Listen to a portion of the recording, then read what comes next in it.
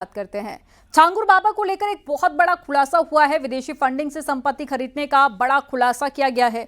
एक बड़ी खबर आपको बता रहे हैं। 16 करोड़ में पुणे में हुआ था जमीन का सौदा। विदेशी फंडिंग से खरीद फरोख्त करता था अहमद खान। छांगुर बाबा का राइट हैंड माना जाता है अहमद खान के पास छांगुर बाबा की संपत्ति का पूरा ब्यौरा है। छांगुर बाबा की गिरफ्तारी के बाद से अहमद खान फरार चल रहा है। फिलहाल पुलिस जांच पड़ताल कर रही है।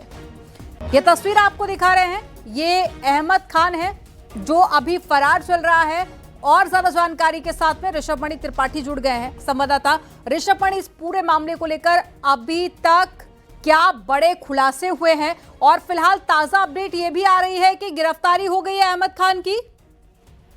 देखिए, अभी तो इस बात को कंफर्म ऑफिशियली नहीं किया जा रहा है कि अहमद खान की गिरफ्तारी हो गई है, लेकिन ये बात सही है कि जांच एजेंसियां उसके काफी करीब पहुंच चुकी हैं। जैसे ही छांगुर बाबा और नीतू रोहरा की गिरफ्तारी हुई थी, उसके बाद से ही एजेंसी इस प्रयास में लग गई थी कि जल्द से जल्द जितने भी नामजद आरोपी सबको गिरफ्तार कर लिया जाए।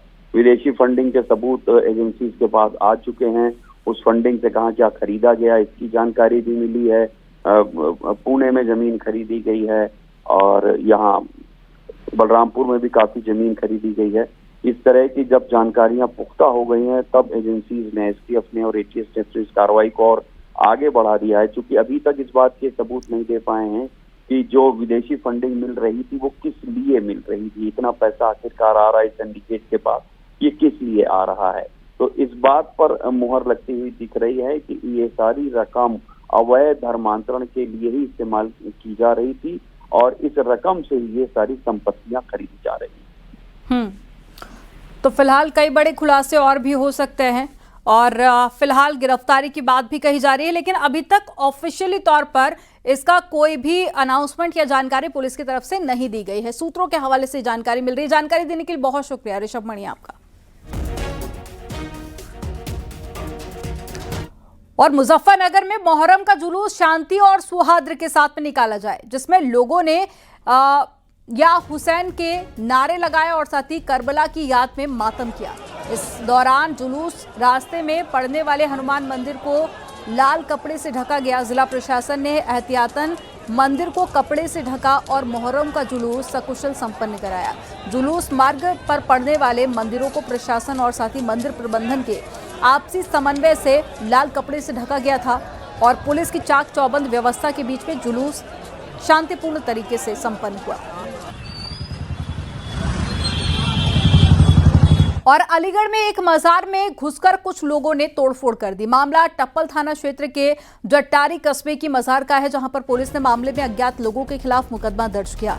जानकारी के मुताबिक मजार के पीछे बाउंड्री टूटी हुई थी और इसी रास्ते से कुछ लोग मजार में घुसे और रेलिंग के साथ में तोड़फोड़ किए। पुलिस मामले की जांच कर रही है। साथ ही मजार परिसर में सीसीटीवी कैमरे भी लगवाए गए हैं। टप्पल के कस्बा जट्टारी क्षेत्र अंतर्गत सड़क के किनारे स्थित एक मजार, जिसके पीछे की दीवार में लगभग 50-60 मीटर की बाउंड्री टूटी हुई है, कुछ अज्ञात व्यक्तियों द्वारा पीछे से उसमें प्रवेश करके मजार की जो रेलिंग है उसके साथ तोड़फोड़ इत्यादि की घटना की गई है। उक्त घटना का तत्काल संज्ञान लेते हुए पुलिस द्वारा मजार की देखरेख करने वाले व्यक्ति द्वारा दिए गए तहरीर के आधार पर मुकदमा पंजीकृत किया जा रहा है। सीसीटीवी कैमरे भी लगवाए जा रहे हैं। और गाजियाबाद पुलिस की शातिर बदमाशों के साथ में मुठभेड़ हो गए। पुलिस ने घायल हुए 2 शूटर समेत 4 बदमाशों को गिरफ्तार कर लिया। दोनों शूटर्स पर 17 जून को अमित किशोर जैन पर जानलेवा हमला करने का आरोप है। अब हैरानी की बात तो यह है कि दोनों आरोपी अग्निवीर की तैयारी कर रहे थे और 500 करोड़ का घोटाला करने वाले शख्स ने शूटर्स को सुपारी दी थी। सुपारी देने के बाद में सुपारी देने वाला आरोपी अपनी बेल तुड़वाकर जेल चला गया था। और रुड़की IIT से बीटेक कर चुके अनुराग गर्ग ने 2017 में वेब वर्क के नाम से एक साइट लॉन्च की थी, जिस पर लाइक के नाम पर उसने 500 करोड़ रुपए का घोटाला किया। अमित किशोर जैन इसमें मुख्य शिकायतकर्ता और गवाह है। जुलाई में इस पूरे मामले में अमित की गवाही होनी है, इसलिए अप्रैल में बेल पर जेल से बाहर गए अनुराग गर्ग ने अनुराग जैन ने सुपारी दी थी और अनुराग गर्ग के फ्रॉड की जांच सीबीआई और ईडी भी कर रही है। अनुराग गर्ग ने इस पूरे फ्रॉड में प्रमोशन के लिए फिल्मी सितारों का सहारा लिया था। में भी इनके द्वारा ही एक एफआईआर की गई थी जिसमें करीब 500 करोड़ का ये घोटाला बोला गया था। इसकी जो इन्वेस्टिगेशन है ये सीबीआई और ईडी द्वारा की जा रही है और जो जब ये सुपारी दी गई थी उसके बाद ये जो अनुराग जैन ये उसके बाद अपना जो पुराने मुकदमे हैं उसमें डासना जेल में हाजिर हुए थे। और लखनऊ में दूध में थूकने के मामले में पुलिस ने आरोपी दूध वाला पप्पू उर्फ शरीफ को गिरफ्तार कर लिया है। गोमती नगर पुलिस ने उसे गिरफ्तार किया। आरोप के मुताबिक वो गोमती नगर के वन्यखंड इलाके में दूध में थूककर घरों में दूध बांट रहा था। आरोपी की यह हरकत सीसीटीवी कैमरे में रिकॉर्ड हो गई और इसके बाद में गोमती नगर थाने में शिकायत दर्ज कराई गई।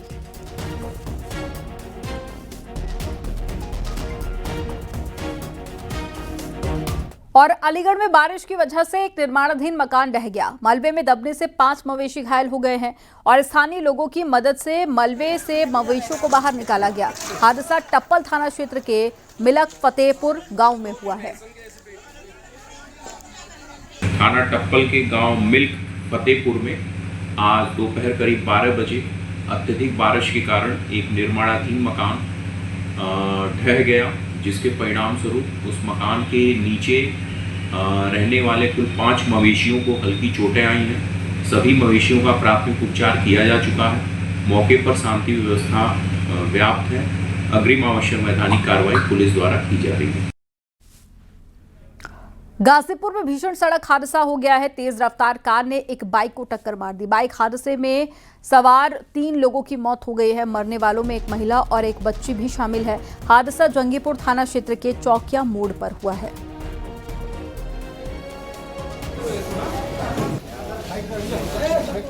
तो वहीं पीलीभीत, हापुड़ और साथ ही सोनभद्र में सड़क हादसा हो गया। पीलीभीत में पशु को बचाते हुए कार पेड़ से टकरा गई। हादसे में महिला की मौत हो गई है जबकि बेटा घायल हो गया। हापुड़ में तेज रफ्तार कार बिजली के पोल से टकरा गई और टकराकर पलट गई। कार की चपेट में आने से पैदल जा रहा एक शख्स जिसकी मौत हो गई है, जबकि कार सवार 4 लोग घायल हो गए हैं और चश्मदीदों के मुताबिक कार सवार शराब के नशे में था। उधर सोनभद्र के भवनी कस्बा में एक कार ने 2 लोगों को टक्कर मार दी, जिससे कि मुहर्रम के जुलूस के साथ में चल रहे एक पीआरडी जवान समेत 2 लोग घायल हो गए। दोनों का अस्पताल में इलाज चल रहा है।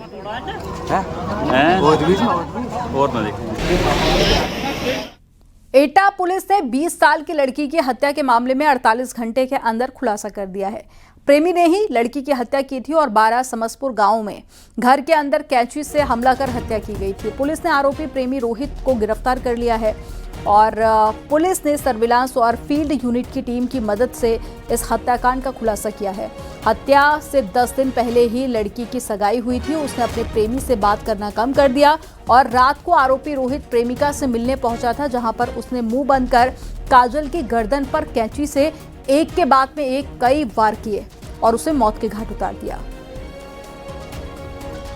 लड़की की माँ बाप ने कहीं दूसरी जगह शादी तय कर दी और इस बात को अभियुक्त रोहित को बहुत ही नागवार गुजरी और ये लड़की से दिनांक 3/4 की रात्रि को उसके घर पहुंचा। घर जाके इसने बात की। लड़की ने इससे बात करने से मना कर दिया। इसी बात से क्षुब्ध होकर इसने लड़की को गिराकर उसके गर्दन पर कैंची से गोदकर उसकी हत्या कर दी। चंदौली में पुलिस और एसओजी को बड़ी सफलता मिली है। सिंघीताली से पुलिस ने एक ट्रक से अवैध शराब की खेप बरामद की है। वालपुठी में छिपाकर ये शराब बिहार ले जाई जा रही थी और साथ ही बरामद की गई शराब की कीमत 1 करोड़ 12 लाख रुपए बताई जा रही है। पंजाब की बनी 720 पेटी अवैध शराब बरामद की गई है। पुलिस ने तस्करी के एक आरोपी को गिरफ्तार कर लिया है और इस शराब को तस्करी कर बिहार ले जाया जा रहा था। अंदर कुल 720 पेटी अवैध विदेशी मदिरा, जिसका कीमत लगभग 1 करोड़ 12 लाख है, उसको चेकिंग द्वारा उसको सीज़ किया गया है। उसके बाद विधिक कार्रवाई इसमें प्रचलित है। एफआईआर पंजीकृत हो गया है। धारा 60, 63 एवं 419-20 आईपीसी धारा में और आगे इस पर गैंगस्टर एवं अन्य कार्रवाई भी की जाएगी। इसके साथ एक अभियुक्त भी अरेस्टेड है। ये सारे लिकर पंजाब से for sale in Punjab only इस पर मार्क किए गए थे। सहारनपुर पुलिस ने जालसाजों के एक बड़े गिरोह का पर्दाफाश किया है। बेहट थाना पुलिस ने गिरोह के मास्टरमाइंड समेत 5 आरोपियों को गिरफ्तार किया, जबकि एक आरोपी फरार हो गया। ये गिरोह भोले भाले लोगों को अपने जाल में फंसाता था। पैसों के लालच में लोगों को फंसाकर उनके आईडी कार्ड और फोटो का इस्तेमाल कर उनके नाम पर फाइनेंस कंपनी से लोन कराकर नई बाइक गाड़ियां खरीदता था। आरोपियों की निशानदेही पर पुलिस ने एक खंडर से 15 बाइक और अवैध असला भी बरामद की है, जिसमें 13 बाइक नई हैं, जिन्हें फाइनेंस पर खरीदा गया था। गिरफ्तार किया गया नौशाद देवबंद थाने का हिस्ट्री शीटर है। लोगों के आधार कार्ड से लोन कराते हैं, उसके बाद उनसे एक फर्जी कागज ब्लैंक पेपर पर साइन करा लेते हैं, जिसे आगे उसका एफिडेविट बनाकर तीसरे व्यक्तियों को ये बेच देते हैं। तो इस तरह का इन्होंने गिरोह चला रखा था और नई न्यू मॉडल की सभी बाइक्स हमें 15 बाइक्स बरामद हुई हैं, जिसमें से कि 2 बाइक पर इन्होंने नकली नंबर प्लेट लगा चुके थे। अन्य 13 जो बाइक हैं उस पर भी इसी तरह से फर्जी नंबर प्लेट लगाकर आगे बेचते हैं। इन्होंने पूछताछ में बताया कि कुछ बाइक से पूर्व में भी उत्तराखंड राज्य में बेच चुके हैं और इनकी प्लानिंग भी ये थी कि आगे ये अन्य बाइक को भी उसी तरह के बेचते हैं। शाजापुर पुलिस ने 10वीं के छात्र की मौत के मामले का खुलासा कर दिया और पुलिस के मुताबिक छात्र ने घर के अंदर खुद गोली मारकर आत्महत्या की थी। परिजनों ने दुश्मनों से बदला लेने के लिए 4 लोगों के खिलाफ हत्या का मुकदमा दर्ज किया था। मामला थाना पुवाया के कुंवरपुर जप्ती गांव का है।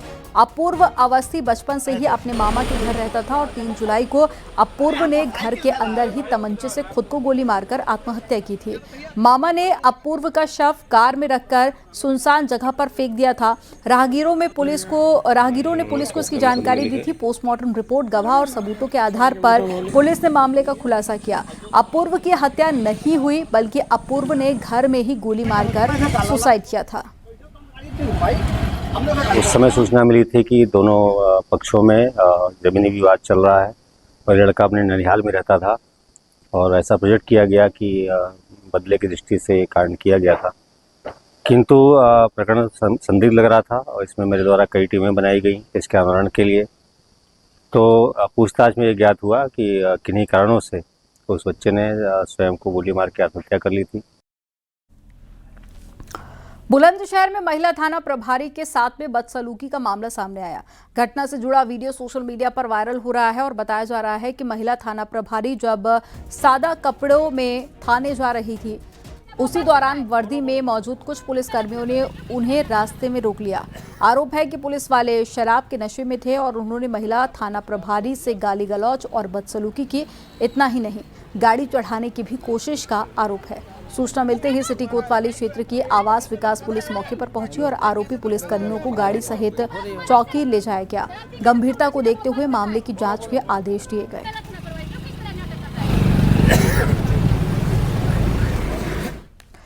एक तरफ कांवड़ यात्रा से पहले बयानबाजी का दौर जारी है, तो वहीं पर दूसरी तरफ बिहार में चुनावी मौसम में पटना के गांधी मैदान में सनातन महाकुंभ की भव्य शुरुआत भी हो गई है। बाबा बागेश्वर धीरेन्द्र शास्त्री सनातन महाकुंभ में शामिल होने के लिए गांधी मैदान पहुंचे।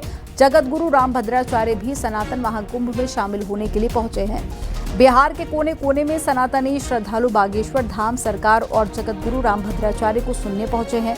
इस बीच बागेश्वर धाम के पीठाधीश्वर पंडित धीरेन्द्र कृष्ण शास्त्री ने एक के बाद एक कई बड़े बयान दिए।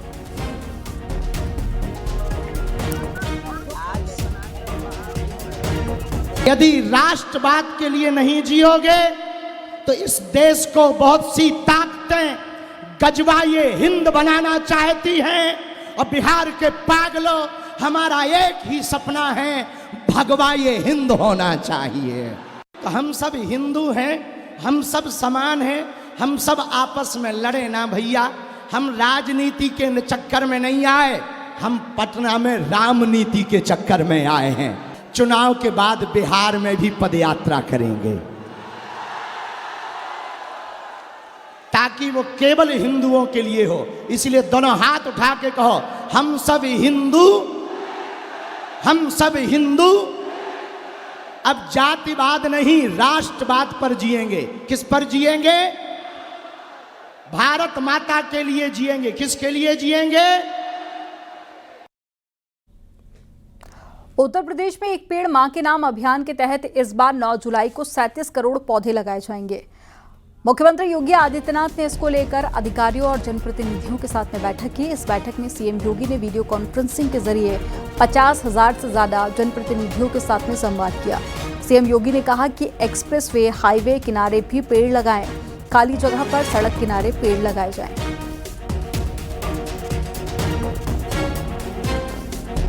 और मेरा विश्वास है कि यहाँ के भी हजारों किसानों को कार्बन क्रेडिट का ये लाभ कार्बन फाइनेंस से उन्हें प्राप्त होने होगा। आप एक किसान के लिए पेड़ भी उसका है, लेकिन केवल एक पेड़ का हरा भरा होने से 5 साल पहले उसने जो लगाया था उसके बदले उसको $5 यानी लगभग 500 रुपये की अतिरिक्त राशि उसके खाते में उसको प्राप्त होती है। ये उसकी उपलब्धि है कि उसके कार्य को वैश्विक समुदाय भी स्वीकार कर रहा है।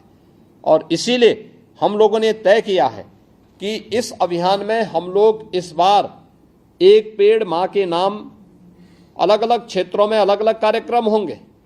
राज्य सरकार ने भी तय किया व्यापक पैमाने पे हमने हर जनपद को एक नदी के पुनरुद्धार का दायित्व दिया था। किसी एक नदी, याद रखना, नदी का महत्व वही है हमारे जीवन में जो महत्व हमारे शरीर में हमारी धमनियों का है। धमनियां हमारे शरीर में रक्त का संचार करके हमारे शरीर की जीवंतता को बनाए रखती है। ये धरती माता की जीवंतता को बनाए रखने के लिए नदियां उसी प्रकार का काम करती है। वही गति नदियों की है। अब याद करिए कि अगर नदियां बीमार होंगी, असमय मरेंगी, प्रदूषित होंगी, विधान परिषद सदस्यों के साथ मुझे एक अवसर मिल रहा है कि मैं आपसे संवाद करके अपील कर सकूं। अभी मैंने 4 बजे से 5 बजे के बीच बड़े पैमाने पर जुड़े हुए पंचायत प्रतिनिधियों और नगर पंचायतों से जुड़े हुए, नगर निकायों से जुड़े हुए प्रतिनिधियों के साथ मैंने संवाद किया था, जिसमें महापौर थे, जिला पंचायत अध्यक्ष थे, क्षेत्र पंचायत के प्रमुख थे, नगर पालिका और नगर पंचायतों के चेयरमैन थे, पार्षद थे, ग्राम प्रधानगण थे, क्षेत्र पंचायत समिति के सदस्यगण थे, जिला पंचायत के सदस्यगण थे। इन सभी के साथ, जिसमें उनकी संख्या 40,000 से अधिक थी, ये सभी वर्चुअली मेरे साथ जुड़े हुए थे। उनसे भी मैंने अपील की थी और मुझे बहुत अच्छा लगा कि जिनसे भी मैंने बातचीत किया उनकी अपनी एक कार्य योजना जिला प्रशासन के साथ, वन विभाग के साथ उन्होंने पहले से तय करके रखी हुई है और उत्साहपूर्ण तरीके से मिशन मोड पर प्रधानमंत्री जी की संकल्पना को आगे बढ़ाने के इस पवित्र कार्यक्रम के साथ वे जुड़ रहे हैं। यह अभियान हमारे लिए महत्वपूर्ण इसलिए भी है, आप लगातार देख रहे होंगे पूरी दुनिया त्रस्त है। जो वर्तमान में जलवायु परिवर्तन के अब नकारात्मक परिणाम सामने आने प्रारंभ हुए हैं। दुनिया के विशेषज्ञ, पर्यावरण विशेषज्ञ इस बात को लेकर चिंतित हैं कि आने वाले समय में अगर इसको कंट्रोल नहीं किया गया तो ये मान के चलिए कि दुनिया के बहुत सारे हिस्से समुद्र में डूब सकते हैं। बहुत सारी जगह अकाल होगी, बहुत सारी जगह आपको अतिवृष्टि देखने को मिलेगी, जैसे कि वर्तमान में उसके कुछ लक्षण दिखाई दे रहे होंगे। कुछ राज्यों में अतिवृष्टि से जल प्लावन की स्थिति है और कुछ राज्य ऐसे हैं जहां बरसात ही नहीं है। इस समय तो मूसलाधार बारिश होनी चाहिए थी, नहीं दिखाई दे रही है। खेती बाड़ी पे असर देखने को मिल रहा है और ये चीजें दिखती हैं कि जो हम लोगों ने अनियोजित विकास किया है, अपने तरीके से पर्यावरण के साथ खिलवाड़ किया है, आज उसकी कीमत न केवल हम लोगों को, मनुष्यों को चुकानी पड़ रही, बल्कि सभी जीव जंतु और जीव सृष्टि को इसकी कीमत चुकानी पड़ रही है। मनुष्य ईश्वर के द्वारा बनाया गया सबसे महत्वपूर्ण और बुद्धिमान श्रेष्ठ कृति है। स्वाभाविक रूप से मनुष्य की जिम्मेदारी बनती है कि सबसे बुद्धिमान उसको बनाया है, सबसे सर्वश्रेष्ठ कृति है, तो उसको ये पूरी जिम्मेदारी अपने ऊपर लेनी पड़ेगी कि धरती माता को कैसे हम बचा सकें। और उसका सबसे सहज और सरल उपाय है पर्यावरण संरक्षण के माध्यम से। पर्यावरण संरक्षण का सबसे सरल उपाय है वन आच्छादन बढ़ाकर। और मुझे प्रसन्नता है कि हमने अपनी इस नैतिक जवाबदेही को पिछले 8 वर्ष में हमारी सरकार ने प्रधानमंत्री जी के मार्गदर्शन में ईमानदारी से निभाने का प्रयास किया। यानी 20 वर्ष 2017 के पहले के 20 वर्ष में जो उत्तर प्रदेश के अंदर वन आच्छादन लगातार गिरावट की तरफ था, वन माफिया हावी थे, खनन माफिया हावी थे, पिछले 8 वर्ष में वह अप होता हुआ दिखाई दिया है और इसमें 9% से बढ़कर के अब 10% हमारा वन आच्छादन हुआ है। आपने पिछले वर्ष फॉरेस्ट रिसर्च इंस्टीट्यूट की वो रिपोर्ट देखी होगी जिसमें उत्तर प्रदेश देश के अंदर नंबर 2 राज्य ऐसा है जिसने अपने वन आच्छादन को सर्वाधिक बढ़ाने में सफलता प्राप्त की है। और आज के दिन पर अगर पिछले 8 वर्ष के आंकड़े में आपको दूं तो 5 लाख एकड़ वन आच्छादन हमने बढ़ाया है उत्तर प्रदेश में। ये रिपोर्ट हमारी नहीं, ये फॉरेस्ट रिसर्च इंस्टीट्यूट और छत्तीसगढ़ के घासीराम विश्वविद्यालय की जो अपनी इंडिपेंडेंट सर्वे है उस रिपोर्ट के आधार पर मैं आपसे कह सकता हूं, और सैटेलाइट इमेजेज इस बात की गवाह हैं कि उत्तर प्रदेश ने वन आच्छादन को बढ़ाने में अपनी सफलता प्राप्त की है। ये वृक्षारोपण के कार्यक्रम जो हमारे अभी गुड्डू चौधरी जी भी कह रहे थे कि पेड़ काटने की परमिशन नहीं मिल पा रही, मेरा उनसे आग्रह है कि देखिए पेड़ काटने की आवश्यकता के साथ साथ किसान को जहां पड़ेगी वहां उसको उसके खेत में परमिशन भी मिलेगी, उसको हम सरलीकरण भी करेंगे। लेकिन पिछले 5 साल के दौरान जिन किसानों ने अपने खेत में पेड़ लगाए थे और उन्होंने नीरी में इसका रजिस्ट्रेशन करवाया था, हमने उनको कार्बन क्रेडिट का लाभ भी पर पेड़ $6 के हिसाब से उन्हें उपलब्ध करवाने का कार्य किया है। और प्रदेश के 25,000 किसान, 6 कमिश्नरी के 25,000 किसान, जिसमें सहारनपुर, मेरठ के साथ साथ हमारे अन्य तमाम 6 ऐसी कमिश्नरी थी जिसमें किसानों ने इस सुविधा का लाभ लिया है और 7 कमिश्नरी के किसान इस बार लाभ लेने जा रहे हैं। यानी पिछली बार अकेले किसानों को हम लोगों ने 32 लाख से अधिक धनराशि दी थी, इस बार 42 लाख से अधिक धनराशि हम उन्हें कार्बन क्रेडिट को यानी पर्यावरण बचाने के लिए जो उनका योगदान है उसके लिए उन्हें सम्मानित करने जा रहे हैं। अब हमारे लिए जो सबसे महत्वपूर्ण है कि प्रधानमंत्री जी ने तय किया है कि 2070 तक भारत कार्बन उत्सर्जन को 0 तक पहुंचाएगा, यानी नेट जीरो के लक्ष्य को प्राप्त करेगा। नेट जीरो के लक्ष्य को प्राप्त करने के लिए तमाम उपाय प्रारंभ हुए हैं। आपने देखा होगा आपके यहाँ के पहले हेलोजन लाइट शहरी क्षेत्रों में स्ट्रीट लाइट के रूप में उपयोग की जाती थी, हम लोगों ने 17 से 19 के बीच में सभी हेलोजन उतार दिए। घरों में सामान्य बल्ब लगते थे, उन सब की जगह एलईडी आ गई, सस्ते में बल्ब मिले, पावर का काफ़ी बचत हुआ, कार्बन उत्सर्जन भी कम हुआ। यानी आपकी बचत भी हुई और टेक्नोलॉजी के माध्यम से आपको उसके लाभान्वित भी किया गया और कार्बन उत्सर्जन भी कम करके पर्यावरण को बचाने में योगदान दिया गया। पहले लोग घरों में चूल्हा जलाते थे, कोयले का इस्तेमाल करते थे, केरोसिन इस्तेमाल करते थे, कार्बन उत्सर्जन भारी मात्रा में उससे फैलता था। अब एलपीजी के कनेक्शन फ्री में उपलब्ध कराए गए, यानी 10 करोड़ से अधिक लोगों को एलपीजी के फ्री में कनेक्शन उपलब्ध हो।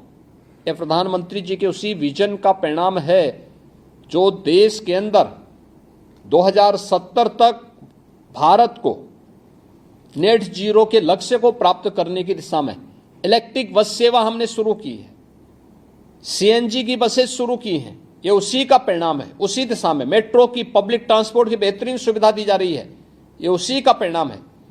और उसी के लिए आह्वान करने के लिए आज हम सब आपके बीच में आए हैं कि प्रदेश सरकार ने प्रधानमंत्री जी के इस विजन को जमीनी धरातल पर उतारने के लिए तय किया है कि एक पेड़ मां के नाम। मुझे याद है 2017 में जब हमें वृक्षारोपण के कार्यक्रम को करना था तो 5 करोड़ पौधे बामुश्किल से वन विभाग की नर्सरियों में प्राप्त हो पाए थे। और आज जब हम लोग 2025 में हैं तो 2025 में 52 करोड़ पौध हमारे पास मौजूद है।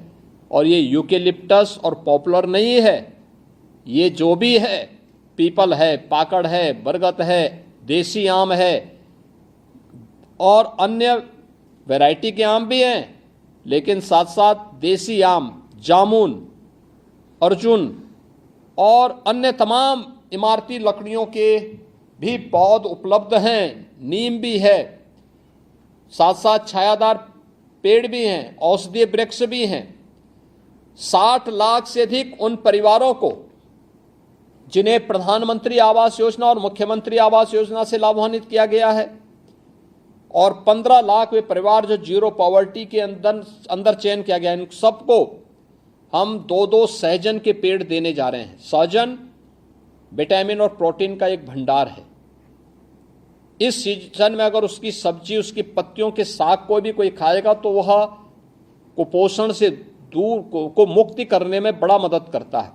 फली आएगी, उसका सूप और सब्जी खाने में मदद काफ़ी, वह भी पौष्टिक होता है।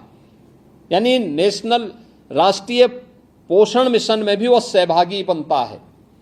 तो इस कार्यक्रम के माध्यम से हम लोग इन सभी पेड़ों के साथ जोड़ने के लिए और वृक्षारोपण के इस महाअभियान के साथ जोड़ने के लिए सभी माननीय जनप्रतिनिधियों से अपील करने के लिए मैं आज यहाँ पे विशेष रूप से संवाद बना रहा हूँ। और मेरा आप सबसे अपील होगा कि प्रदेश सरकार ने जो ये तय किया है कि नदी पुनरुद्धार के कार्यक्रम को हर जनपद में कमोवेश कुछ न कुछ कार्य हुआ है या चयन हुआ है। जहां नदी का पुनरुद्धार हो गया है, वहां पर जहां पे जल जमाव नहीं होता, वहां पर वृक्षारोपण के बड़े कार्यक्रम को हाथ में लेना चाहिए। जैसे कि अभी हमारे वन मंत्री कह भी रहे थे कि जहां वृक्षारोपण सघन होगा नदियों के तट पर, तो नदियां कभी जल विहीन नहीं होंगी, वे सूखी नहीं होंगी, सदा नीरा होंगी। तो सदा नीरा नदियों को बनाए रखने के लिए आवश्यक है कि उसमें व्यापक जंगल उसके दोनों तटों पर दिखाई दे। दूसरा, बहुत सारे पेड़ ऐसे होते हैं, बहुत सारी वैरायटी ऐसी है जो काफ़ी दिनों तक, एक महीने तक अगर पानी में डूबी रहेंगे तो खराब नहीं होगा। अर्जुन खराब नहीं होगा, जामुन खराब नहीं होगा। हमें उस वैरायटी को भी ढूंढना चाहिए जो पेड़ में लंबे समय तक रह सकती हो, और नदियों के तटवर्ती क्षेत्रों में हमें उसको रोपित करना चाहिए, लगाने का काम करना चाहिए। ये बड़ा पुण्य का कार्य होगा। तो नदी के तटवर्ती क्षेत्र में या अमृत सरोवर पर इस कार्यक्रम को हम जरूर करें। और मैं सभी माननीय सांसदों से, माननीय विधायकों से, विधान परिषद सदस्यों से, सबसे इस बारे में अपील करूंगा कि वे बृहद अभियान में अपने जनपद के अंदर, उस दिन प्रभारी मंत्री गण भी हमारे जनपदों में जाएंगे, उस दिन जनपदों के अंदर हमारे बोर्ड और निगमों के चेयरमैन भी जाएंगे, माननीय सांसद, विधायक गण भी रहेंगे। अलग अलग स्थानों पर उस कार्यक्रम को नेतृत्व दे करके सेल्फी लें और वन विभाग के द्वारा जो पोर्टल तैयार किया गया है उसमें उसे अपलोड भी करें। एक पेड़ मां के नाम, इसी अभियान को सफलता की एक नई ऊंचाई तक पहुंचाना है। और उस अभियान के साथ अच्छा होगा, कार्यक्रम में खूब उत्साहजनक और उमंग के साथ इस कार्यक्रम के साथ जुड़ने की आवश्यकता है। लोकल वाद्य होंगे, उसको बजाइए, संगीत के कार्यक्रम करिए, लोग वहां पर उत्सव बनाते हुए उस कार्यक्रम का हिस्सा बने, जिससे इस कार्यक्रम के साथ जुड़ सके।